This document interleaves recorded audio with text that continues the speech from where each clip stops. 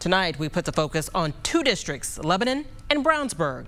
RTV6 reporter Kara Kinney is working for you and starts us off with how Brownsburg is taking action.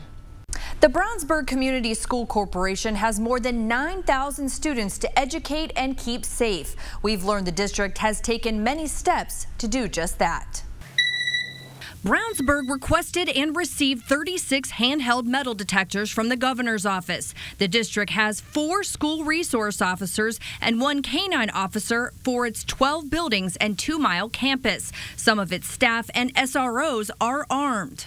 On July 24th, Brownsburg held a school safety forum for the public in which they shared numerous statistics, including that more than 8,700 parents, volunteers, and visitors have been cleared to enter the schools after passing a criminal history background check.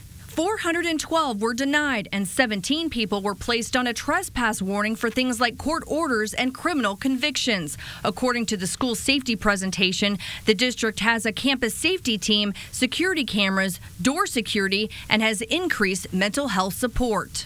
When it comes to school security, Brownsburg emphasizes there's no correlation between the number of posts on social media and whether that threat is credible. Brownsburg says if you have a school safety concern, contact Crime Stoppers or the Hendricks County Communications Center. They're collaborating with families and say school safety is everyone's responsibility. Parents we talked with did not want to go on camera, but told us they believe Brownsburg Schools is staying on top of all aspects of school security. Kara Kinney, RTV6.